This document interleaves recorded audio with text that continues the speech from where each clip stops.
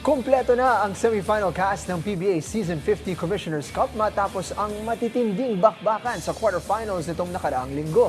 Yan ang report ni teammate Jamaica Bayaka.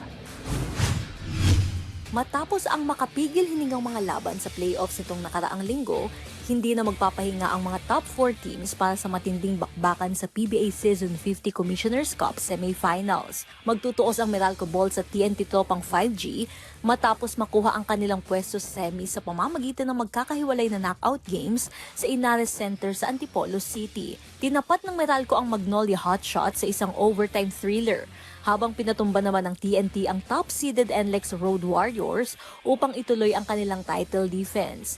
Aminado si Meralco head coach Luigi Trillo na hindi naging madali ang kanilang daan patungo sa semis. This wasn't easy by any means. That zone threw us off a bit, but I think this game, the way we did it, really made the team mature. I mean, these guys are already mature as it is, but this is a big one because Magnolia played very, very well in this series that we played. Samantala, iginiit naman ni TNT head coach Chot Reyes na paghahandaan nila ng husto ang pagharap sa Meralco matapos ang matinding serye kontra NLEX. Now it's going to be a different kind of pressure, but regardless of where we are, wala namang madaling kalaban dito sa PBA. So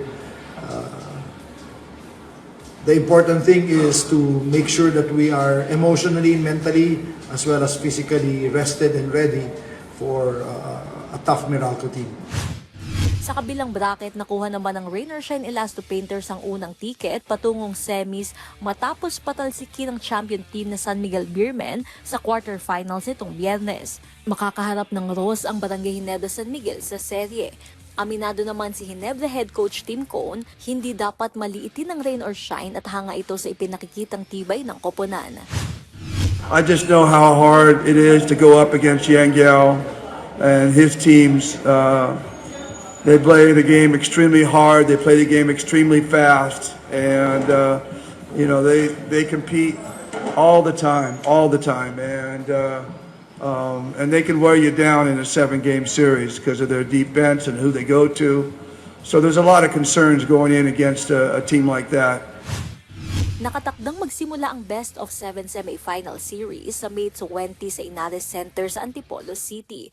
Susundan ito ng mga laro sa May 22 at May 24 sa Mall of Asia Arena, May 27 sa Smart Araneta Coliseum. Kung kakailanganin, gaganapin ang mga susunod na laban sa May 29 at May 31 sa Antipolo City. Kung sakaling umabot ng Game 7, gaganapin ang do-or-die matches sa June 3 sa Big Dome.